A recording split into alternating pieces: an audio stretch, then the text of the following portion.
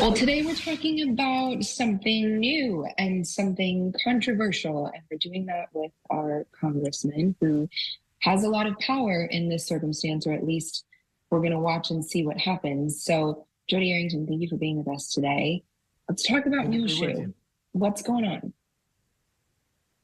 Well, I think there's cause for concern for this particular initiative by the federal government, which is part of a broader, what I believe, land grab by the federal government. A stated goal by the administration, the Biden administration, for the federal government to own 30% of land in our country.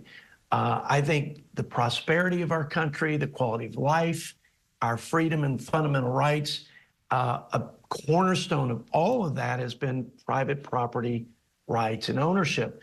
And I think this impedes that. I think there are all kinds of unintended consequences beyond just the federal government owning 30% of the land for conservation purposes, for protection of endangered species.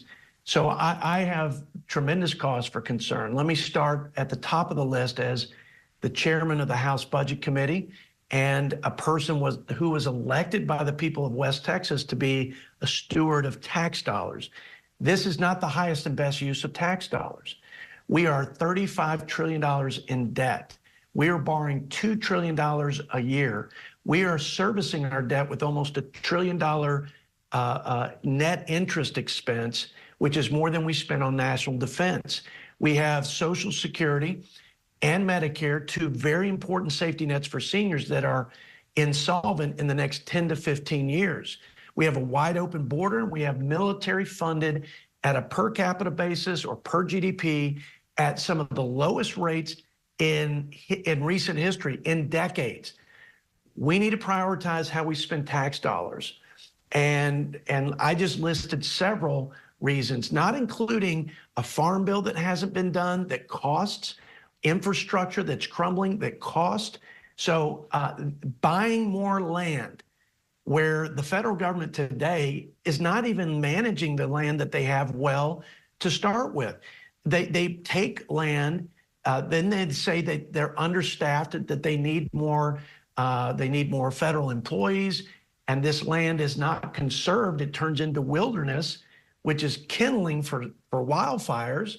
So I don't think this is good stewardship. I think it's wasteful, and I'm concerned about the federal government owning this much land when they can't even manage the land they have. That's point one. For landowners, they have the right to do whatever they want with their land. I'm a big believer in property rights, and they can conserve their land, they can develop their land, but once they do a deal with the devil, they can't turn back. They may think they can. They may think the terms that they have are terms that will be permanent, but there's nothing permanent except for a government program.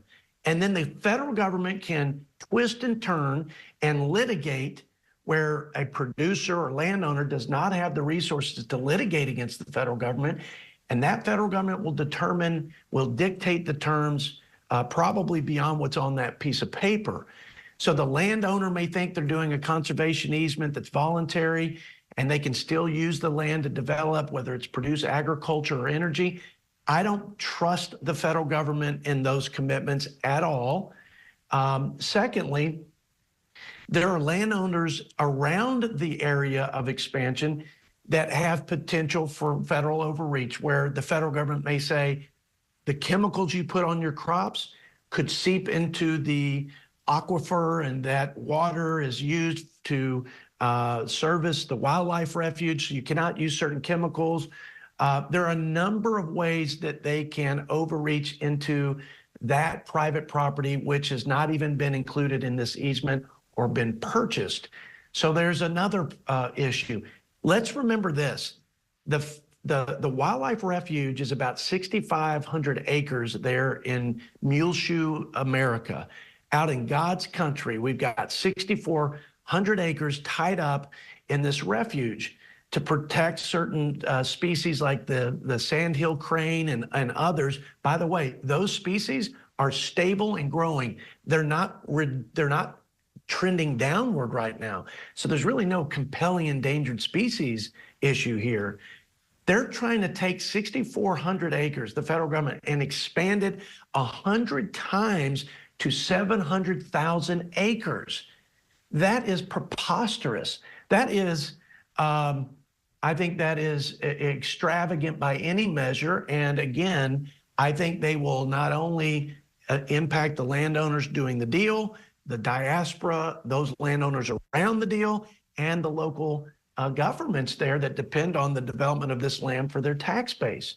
So I would caution, seriously caution the landowners in that area doing any deal with the federal government, and to think that the terms of that deal will be static is to be supremely naive, in my opinion. But as the elected representative, again, and chairman of the Budget Committee, I want to be clear. I oppose this federal land expansion. I oppose President Biden's 30 by 30, which is for the federal government to own 30% of land. What good could come out of that? I can tell you this, Milton Friedman said it best. If the federal government were in charge of the Sahara Desert, we'd run out of sand. The people who are best at stewarding the land and conserving the land are the landowners themselves. Private property owners, producers of ag and minerals, oil and gas, they live off the land. They need the land for their livelihoods. And I think the local stakeholders and the private landowners are best to do whatever is needed with respect to conservation.